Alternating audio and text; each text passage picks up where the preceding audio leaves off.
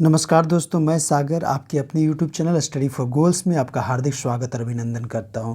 जैसा कि हम लोग अभी इंग्लिश लिटरेचर जेएसएससी सीजीएल और पीजीटी इंग्लिश के लिए देख रहे हैं, तो आज का हमारा टॉपिक है विलियम शेक्सपियर, जिनके लाइफ एंड वर्क्स को हम लोग देखेंगे। क्लियर?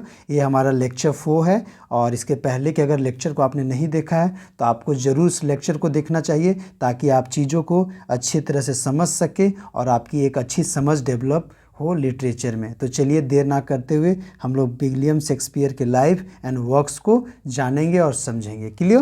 तो आगे हम लोग बढ़ते हैं और समझते हैं। आप पिक्चर में देख रहे होंगे, ये हमारे विलियम शेक्सपियर हैं और William Shakespeare was a renowned English poet, playwright and actor born in 23 April 1564 in Stratford upon Avon, Warwickshire country, England. मतलब कह सकते हैं कि विलियम शेक्सपियर क्या थे? इंग्लिश के बड़े ही रिनोन्ड इंग्लिश पोएट थे, प्ले राइट थे। इन्होंने अपने लाइफ में कहा जाता है कि बहुत ज़्यादा हाईली क्वालिफाइड नहीं थे, बट इनकी जो राइटिंग स्किल थी और इनके जो लिखने की कला थी, ये ह्यूमन नेचर को अपने प्ले में बड़े ही बेहतरीन तरीके से प्रदर्शित करते थे। और आज अगर आप देश और दुनिया की बात करें तो बड़े बड़े यूनिवर्सिटीज़ में, या ऑक्सफोर्ड की बात करें या टिंटिन यूनिवर्सिटी की बात करें, जितने भी रिनोन यूनिवर्सिटी है, इनको इंग्लिश लिटरेचर या लिटरेचर में इनके प्ले को पढ़े बिना कोई भी अपना मास्टर ग्रेजुएशन को पूरा नहीं कर पाता। क्लियर? तो चलिए हम लोग आगे बढ़ते हैं और चीज़ों को बड़े गहराई से समझने का प्रयास करते हैं।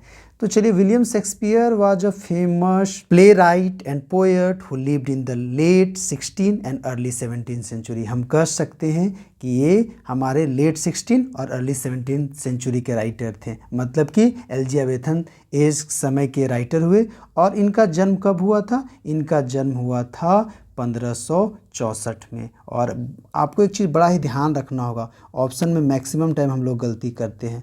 स्ट्रेटफोर्ड अपॉन इवन, ये आपको ज़रूर याद रखने हैं। कहीं पे अपॉन इवन की जगह ऑन इवन होगा तो भी आपको ऑड इवन होगा, तो आपको स्ट्रेटफोर्ड अपॉन इवन याद रखना, जो कहाँ पे है? इंग्लैंड में है। और इनके पापा को कहा जाता है कि ये ग्लोब मेकर थे। कहने का सेंस ये है कि कहा जाता है कि फाइनेंशियली बड़े ही वीक परिवार से थे, लेकिन जिस समय ग्लोब इनके पापा बनाते थे तो कहा जाता था कि ग्लोब की बड़ी डिमांड थी उस समय।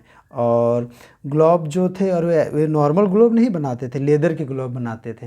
तो ऐसा माना जाता है कि फाइनेंशियली तो बहुत वीक ये नहीं रहे होंगे, और लोकल स्कूल में ही इन्होंने अपनी पढ़ाई लिखाई की और लिखना और पढ़ना वहाँ पे उन्होंने सीखा। क्लियर? और अगर बात करें इनकी जन्म की, तो कहा जाता है कि इनका जन्म 23 अप्रैल 1564 में हुआ।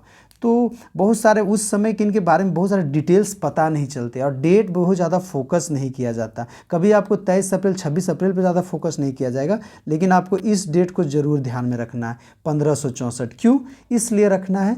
क्योंकि आप देखोगे कि क्रिश्चियन कम्युनिटी में क्या होता है कि बैप्टाइज किया जाता है, मतलब कि जन्म के 3 दिनों के बाद नामकरण होता है। क्लियर? तो कहा जाता है कि 26 अप्रैल को अगर चर्च में जो डॉक्यूमेंट्स रखे जाते हैं जन्म के, तो 26 अप्रैल मिला, तो कहा जा सकता है कि 3 दिन पहले इनका जन्म हुआ था, यानी 23 अप्रैल 1564 में। और एक और आ सकता है कि स्ट्रेटफोर्ड अपॉन इवन कहाँ पे है? तो वॉर्कविकशायर कंट्री, इंग्लैंड में है। ठीक है?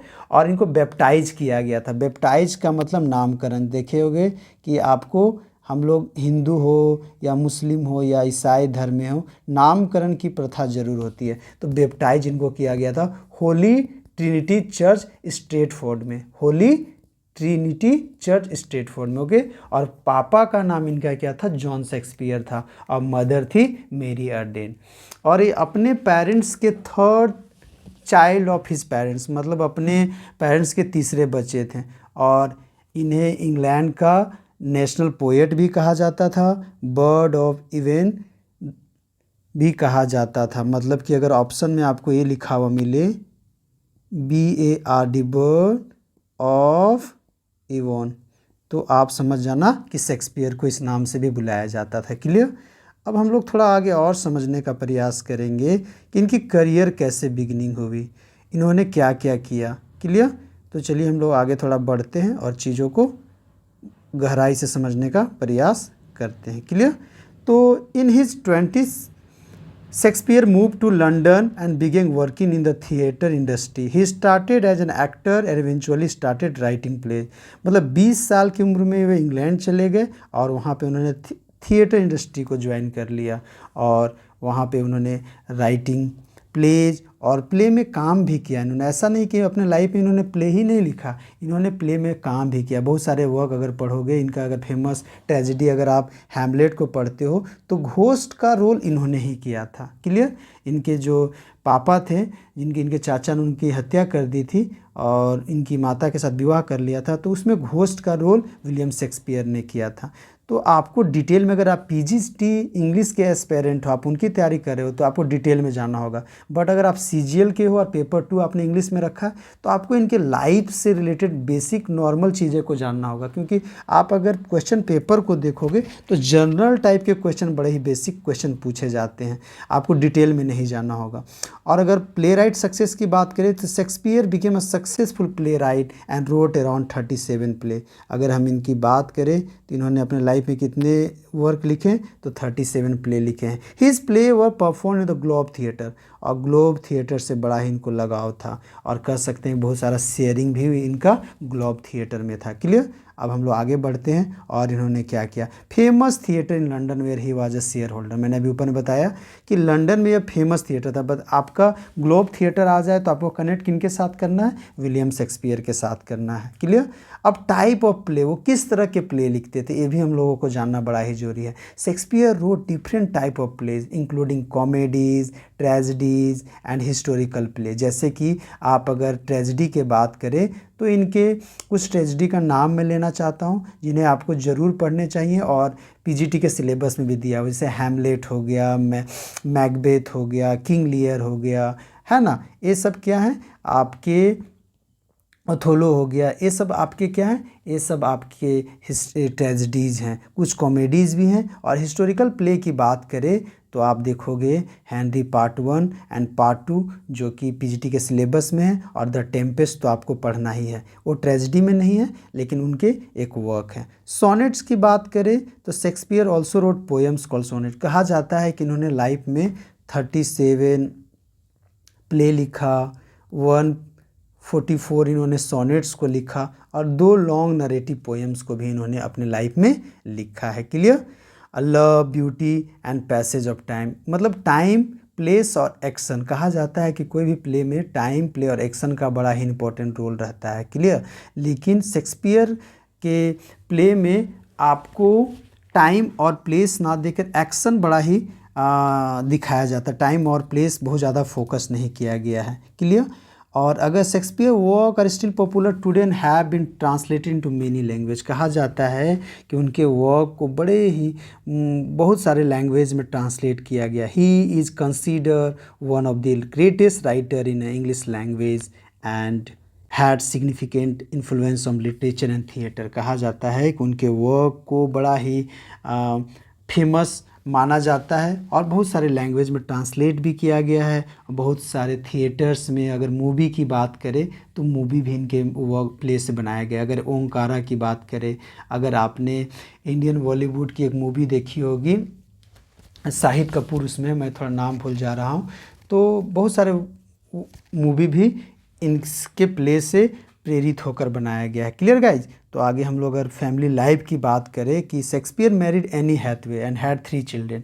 इन्होंने एनी हैथवे से मैरिज किया था और इनके 3 बच्चे हुए थे, लेकिन तीनों यंग एज में ही इनकी मृत्यु हो गई थी, which inspired the play Hamlet. His son Hamnet died at the young age. Hamnet's का यंग एज में ही मृत्यु हो गई थी और उनसे इंस्पायर्ड होकर इन्होंने हैमलेट लिखा था। डेथ एंड बरियल की बात करें कि कब इनकी मृत्यु हुई, कहाँ पे इनको दफनाया गया, तो Shakespeare retired to Stratford upon Avon in the early 17th century. He passed away on April 23 और 1660, मतलब 1616 में इनकी मृत्यु हो गई। और कहा जाता है कि जिस दिन इनका जन्म हुआ था, जिस डेट में, उसी डेट में इनकी मृत्यु भी हो गई। एट द एज ऑफ 52, मतलब 52 साल की उम्र में इनकी मृत्यु हो गई। And was buried in the Holi Trinity church in Stratford upon even, और इनको दफनाया कहाँ गया था, होली ट्रिनिटी चर्च इन स्ट्रेटफोर्ड अपॉन इवन में। तो तो आप इनका जन्म कहाँ पे हुआ, मृत्यु कहाँ पे हुई, ये इंपॉर्टेंट। मतलब मैं ये जो नोट्स शॉर्ट्स आपको पीडीएफ में बता रहा हूँ, इनको अगर आप राइट डाउन कर ले तो मतलब मैं जो आपको बता रहा हूँ तो इससे अलग क्वेश्चन कहीं नहीं जाएंगे, आप इतना विश्वास कर सकते हो। क्योंकि मैं अभी डीएवी के एग्ज़ाम में भी बहुत सारा बैठा हूँ, नवोदय में भी मेरा एक्सपीरियंस रहा है, तो टाइप ऑफ क्वेश्चन केबीएस का भी मैं अभी क्रैक किया हुआ हूँ। तो मैं देख रहा हूँ कि क्वेश्चन है सो जनरल टाइप के पूछे जाते हैं, क्लियर ना। तो आपको अगर इन सब चीज़ों को अगर आप देखते हो तो इनसे बाहर क्वेश्चन नहीं जाएगा। अगर कंक्लूजन की बात करें तो William Shakespeare was a talented playwright and poet who wrote numerous play and sonnet during, अपने लाइफ में इन्होंने बहुत सारे प्ले और सोनेट को लिखा। कब? ले 16 and early 17th century में। His works continue to be widely studied and performed, making him one of the most influential figure in literature। कहा जाता है कि इंग्लिश लिटरेचर में इनके वर्क्स को बड़े ही सम्मान से और बड़े गर्व से ही पढ़ा जाता है। क्रिटिसाइज भी बहुत सारा किया गया। क्रिटिसाइज कहने का मतलब है कि बहुत सारे क्रिटिक ने इनको अच्छा कहा और बहुत सारे क्रिटिक ने इनको बुरा भी कहा, क्योंकि ये बहुत ज़्यादा पढ़े लिखे नहीं थे, लेकिन इनकी जो राइटिंग स्किल थी बड़ा ही अच्छा था। और अगर एक बात और मैं थोड़ा डिटेल में मेरी इस बात को अगर सुन लेते हैं आप इस लेक्चर को, तो बहुत सारे चीज़ आपको कॉन्सेप्ट क्लियर हो जाएंगे। इनके 3 बच्चे थे, तो तीनों बच्चे का अगर नाम आप जानना चाहते हो, कभी कभी पूछ देता है, तो एक था सुसाना, हैमनेट और तीसरा अगर हम बात करें तो जूडिथ। ये 3 इनके बच्चे थे और हैमंड और जूडिथ ट्विंस थे, क्लियर। ये आपको याद रखना होगा, क्लियर। और दूसरी बात आपको और ध्यान रखने की क्या ज़रूरत है, मैं थोड़ा और आपको बता देता हूँ कि 1592 में इन्होंने प्लेइंग कंपनी को ज्वाइन किया था। मतलब ये चीज़ जो मैं बेसिक चीज़ आपको बता रहा हूँ, ये आपको 1592 में इन्होंने प्लेइंग कंपनी को ज्वाइन किया। और किस में ज्वाइन किया था? लॉर्ड चैम्बरलेन,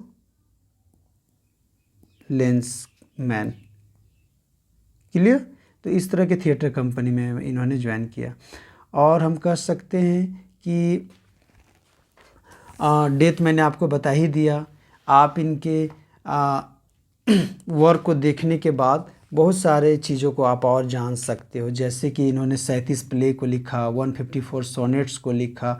और सोनेट्स भी अगर हम बात करें तो 1 से लेकर 126 सोनेट मिस्टर WH को डेडिकेटेड किया गया था। 127 से लेकर 152 तक को डार्क लेडी मेरी फिप्टोन को किया गया था। मेरी फिटोन क्या थी? एक इटालियन डांसर थी। कहाँ पे? कोर्ट ऑफ एलिजाबेथ में। मतलब एलिजाबेथन एज के समय राइटर थे। और मेरी फिटोन जो इटालियन डांसर थी उनको डेडिकेट 127 से लेके 152 सोनेट्स को किए थे। 53-54 वर्क कन्वेंशनल था, क्लियर। और हम कह सकते हैं कि Venus and Adonis dedicated to 6 line stanza, so love of Venus for Adonis, source Marlowe, Hero and Leander, clear. और हम बात कर सकते हैं कि सोनेट 99 भी इनका बड़ा फेमस रहा है, क्योंकि सोनेट हम भी जानते हैं कि 14 लाइन की होती है, लेकिन उन्होंने सोनेट 99 को क्यों फेमस था? क्योंकि ये 15 लाइन की थी। सोनेट 126 12 लाइन की थी। तो कह सकते कुछ सोनेट्स भी थे जो आपको बेसिक चीज़ इन सबको पता होना चाहिए, क्लियर। इन शेक्सपियर का फोलियोज का बात करें तो इनका 4 फोलियोज आता है। First folio 1623, second folio 1632, third folio 1663 and fourth folio 1685। मतलब कि ये फोलियो किस फोलियो में क्या पब्लिश हुआ था। फर्स्ट फोलियो की बात करें तो 36 प्ले पब्लिश्ड हुआ था, क्लियर। तो आप इन चीज़ों को थोड़ा बेसिक चीज़ों को आपको पढ़ना है, मतलब कि इस रिकॉर्डिंग को सुनना तो ही है और आपको पढ़ना भी है, मतलब चीज़ों को राइट डाउन करके रखना है, क्लियर। इससे क्या होंगी, चीज़ें आपको याद रहेंगी और आप एग्जाम में कोई भी प्रश्न आपका छूटेगा नहीं। अगर हम आपको बताएं कि इनके 4 फेमस ट्रेजेडी, तो आपको इसको ऐसे याद रख सकते हैं। HOLM, एस से क्या हो गया, आप कह सकते हैं हैमलेट। कब लिखा गया? 1601 में। अगर ओथोलो की बात करें तो कब लिखा गया? 1604 में। अगर हम किसका बात करें, किंग लियर की बात करें तो कब लिखा गया? 1605 में। और अगर हम बात करें मैकबेथ तो इसको कब लिखा गया? 1606 में। तो इस तरह चीज़ों को आप अगर याद करते हो तो बड़ा आसान होगा। मतलब कि HOLM Hamlet, Othello, King Lear और मैकबेथ, 4 ट्रेजेडी इनके थे। और कहा जाता है हैमलेट को सबसे बिगेस्ट ट्रेजेडी कहा जाता है। हैमलेट की अगर हम बात करें तो हैमलेट क्या था, सबसे बड़ी ट्रेजेडी इनकी थी। और अगर स्मॉलेस्ट की हम बात करें, ये इनको बिग मान के चलेंगे और हम स्मॉलेस्ट किसको मान के चलेंगे, मैकबेथ को मान के चलेंगे। तो मैकबेथ सबसे और लॉन्गेस्ट प्ले क्यों था, क्योंकि अगर इसकी बात करें तो 4042 लाइन इसमें है। और शॉर्टेस्ट प्ले हम बात करें तो कॉमेडी ऑफ एरर इनकी थी 1787 लाइन में। मतलब 1787 लाइन हम किस में बात करेंगे, 1787 द कॉमेडी ऑफ एरर, सबसे शॉर्टेस्ट प्ले हमारा इनका है। तो मैंने अभी क्या क्या बताया, biggest tragedy Hamlet, smallest tragedy Macbeth, longest play Hamlet, कितनी लाइन, 4042 लाइन। शॉर्टेस्ट प्ले की बात करें the comedy of error, 1787 lines इसमें थे। क्लियर। 4 अगर ट्रेजेडी की बात करें, Hamlet, Othello, King Lear, Macbeth. Clear. अगर हम बात करें तो इनको he is a universal poet थे। W.H. लॉन्ग ने इन्हें क्या कहा था, यूनिवर्सल पोएम कहा था। Clear. He was not of an age but for all time, Ben Jonson इनके लिए कहा था। He was not of an age but for all time, Ben Jonson. Clear. बहुत सारे क्रिटिकल कमेंट भी इनके लिए हुआ था, जो आप अगर इनको पढ़ोगे तो समझ में आएगा। क्लियर ना। तो क्रिटिकल कमेंट में हमें नहीं जानना है, हमें बेसिक चीज़ों को ध्यान में रखना है। तो इस तरह हमने आज विलियम शेक्सपियर को समझने का प्रयास किया। अभी मैं आपको कुछ क्वेश्चन प्रीवियस ईयर को बताऊंगा, जिससे आपकी मदद मिलेगी कि क्वेश्चन कैसे पूछे जाते हैं। तो चलिए हम लोग पहले प्रश्न की ओर बढ़ते हैं। In which city was Shakespeare born, Shakespeare का जन्म किस सिटी में हुआ था। तो London, Edinburgh, Oxford, Stratford, Avon. तो आप आसानी से ए नंबर की ओर जाओगे। हमारा ए ऑप्शन करेक्ट है, जो कहाँ पे, लंदन में। अब हम लोग थोड़ा इसका एक्सप्लेनेशन भी देख लेते हैं। The correct answer is A, Stratford upon Avon William Shakespeare was born in Stratford upon Avon, a market town in Warwickshire. कभी कभी पूछ देता है कि स्ट्रेटफोर्ड अपॉन इवन कहाँ पे है, तो वर्कविकशायर में है। और ये कहाँ पे, इंग्लैंड में। ही वाज अ बैप्टाइज मतलब इनका नामकरण कब हुआ था, तो 26 अप्रैल को हुआ था 1564 में। It is a believe that he was a born a few days prior, और ये ऐसा विश्वास किया जाता है और चर्च में जो एविडेंस मिले हैं इससे पता चलता है कि क्रिश्चियनिटी में क्या होता है, 3 दिनों के बाद नामकरण होता है। तो 23 अप्रैल का इनका जन्म हुआ है, और मतलब ये हुआ है, इसलिए इनको किया गया है। क्लियर। अगर हम आगे आ जाएंगे तो 26 अप्रैल को अगर बैप्टाइज किया जा रहा तो 23 अप्रैल का इनका क्या हुआ, जन्म हुआ होगा 3 दिनों के बाद। और अगर हम बात करें दूसरे क्वेश्चन की ओर हम बढ़े तो Shakespeare was a member of which acting company, the Kings man, the Lord chambers man, the royal Shakespeare company, the globe players. तो कह सकते हैं द लॉर्ड चैम्बर्स मैन में ये क्या हुए थे, इस कंपनी में एक्टिंग करते थे। Which educational institutions did Shakespeare likely attend, Oxford University, Cambridge University, Eton College, Stratford grammar school. तो इन्होंने अपनी लोकल स्कूल से ही अपनी पढ़ाई लिखाई शुरू की थी, स्ट्रेटफोर्ड ग्रामर स्कूल से। क्लियर। तो ऑप्शन डी सही होगा। What is the name of theatre where many of Shakespeare's play were perform, बहुत सारे शेक्सपियर के प्ले को परफॉर्म किया गया था। क्योंकि मैं बात कर रहा हूँ 16 और 17 सेंचुरी की बात। उस समय क्या होते थे, प्ले को प्रिंट और पेपर में ना लिख करके लोग अपने खाली समय में ओपन थिएटर में इनको शो किया जाता था, दिखाया जाता था। और ग्लोब थिएटर में इनके मैक्सिमम प्ले को वहाँ पे परफॉर्म किया गया है। Clear. Which historical period is associate with Shakespeare's work, Elizabethan era, Victorian era, renaissance, romantic era. तो हम कह सकते हैं कि ये थे क्या, एलिजाबेथन एरा से थे। Clear. What was the name of Shakespeare wife, तो मैंने बताया था Anne Hathaway, Mary Arden, Jane Austen, Elizabethan. तो आप समझ ही गए होंगे, Anne Hathaway. Where was Shakespeare buried, तो Westminster Abbey, Saint Paul Cathedral, Holy Trinity Church. तो आपको पता ही चल गया होगा कि सी ऑप्शन हमारा सही है, क्योंकि हमने अभी डिस्क्रिप्शन में देखा। What is the title of Shakespeare famous tragedy about a Danish Prince seeking revenge, Macbeth, Romeo and Juliet, Hamlet, Othello. तो हमारा इसका आंसर हो जाएगा कि इनका फेमस ट्रेजेडी क्या था, जो प्रिंस हैमलेट से रिलेटेड है, जो अपने चाचा से अपने पिता की मृत्यु का बदला लेता है। क्लियर। तो हम इसको पढ़ेंगे और समझेंगे किसके लिए, जब हम लोग इंग्लिश पीजीटी का प्रिपरेशन अगर आप कर रहे होंगे तो हैमलेट को ज़रूर आपने पढ़ा होगा। क्लियर। तो हम लोग इसको भी आगे देखेंगे। अब अगर हम लोग आगे बात करें कि what is the name of the king of Naples in the Tempest, तो हम लोग अगर नेपल्स की बात करें तो एंटोनियो, एलेंसो, सेबेस्टियन गोंजालो। आप देखो, मैंने आपको बताया था कि आपको टेम्पेस्ट पढ़ना है, तो टेम्पेस्ट में देखोगे कि हमारा what is the name of the king of Naples in the Tempest, तो टेम्पल्स में नेपल्स के राजा कौन थे। जब मैं उनको पढ़ाऊँगा तो बहुत सारे कैरेक्टर मैं आपको बताऊँगा, तो आपको उसमें समझ में आएगा। तो एलेंसो क्या थे, नेपल्स के राजा थे। क्लियर। और एक प्रश्न मेरा छूटा, तो who is the rightful Duke of Milan in Shakespeare play the Tempest, तो प्रोस्पेरो। कह सकते हैं कि प्रोस्पेरो प्रोटोगोनिस्ट भी मान सकते हैं। बड़ी बढ़िया प्ले है, और जिनको हम लोग आगे के लेक्चर में मैं इसकी स्टोरी को ब्रीफ करूंगा, अच्छे से समझाने का प्रयास करूंगा। बहुत सारे कैरेक्टर से प्रश्न बनते हैं। क्लियर।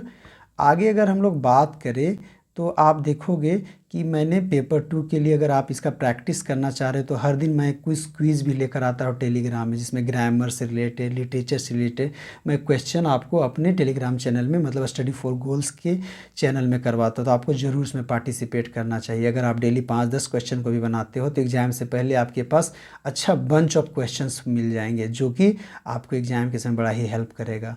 अगर आप आगे बढ़ते हो तो मैंने एक क्रैश कोर्स भी लॉन्च किया, जिसमें आपको देखना सेक्शनल टेस्ट भी अपलोड किए जा रहे हैं, वीडियो लेक्चर भी मैं टाइम टू टाइम दे रहा हूं, और काम भी हो रहा है। मतलब एग्ज़ाम होने से पहले आपको सारे वीडियो लेक्चर मिल जाएंगे, सारे राइटर के, वो रोमांटिक एज के हो, विक्टोरियन एज के हो। अगर आगे हम बात करें पेपर 2 इंग्लिश की, तो इसमें देखना कंप्लीट कोर्स आपको मिलेगा इसमें। क्लियर ना। इसमें भी आपको क्या है, अगर आप सीजीएल का प्रिपरेशन कर रहे हो तो सारा आपको इसमें आपको मिलेगा। आप स्क्रीन में देख सकते हो कि हम लोग इसमें क्या क्या प्रोवाइड करवा रहे हैं। झारखंड समान ज्ञान का अगर आप प्रिपरेशन करना चाह रहे हो, अगर आप जीके जीएस देखना चाहते हो, तो ये बहुत बढ़िया कोर्स है। 149 में आप 7500 one of the most important questions को यहाँ पे ऐड किया गया है। क्लियर। अगर आप पीजीटी का मॉक टेस्ट लेना चाहते हो तो मैंने इस तरह से इसको डिज़ाइन किया है। अभी मार्केट में आप देखोगे कोई भी मॉक टेस्ट नहीं, और एग्ज़ाम से पहले अगर आप मॉक डालते हो, मॉक लगाते हो, तो आपको पता चलता है कि मेरा किस सेक्शन में मेरी अच्छी पकड़ है और किस सेक्शन में हमें काम करने की ज़रूरत है। तो दोस्तों, आपको इस मॉक टेस्ट के थ्रू ज़रूर जाना चाहिए। मैंने इसमें बड़ा ही मेहनत से काम कर रहा हूँ, और आपको इस मॉक को दोगे तो लगेगा कि आप एग्ज़ाम में जस्ट बैठे हुए हो। हर चैप्टर वाइज मैंने क्वेश्चन का सिलेक्शन से लेकर कितने क्वेश्चन आते हैं, सारे चीज़ को बड़ी बारीकी से एनालिसिस करके मैंने इसको बनाया है। क्लियर। तो कल तक आपका मॉक 2 भी आ जाएगा, तो आप लोग को इसके साथ ज़रूर जुड़ना चाहिए। चलिए, इन्हीं सब बातों के साथ मैं सागर आप सभी को धन्यवाद देता हूँ। हम लोग अगले लेक्चर में फिर मिलते हैं। स्वस्थ रहिए, मस्त रहिए, और अपना ख्याल रखते रहिए, और तैयारी में लग जाइए, क्योंकि बहुत सारे एग्ज़ाम सर पे हैं। धन्यवाद।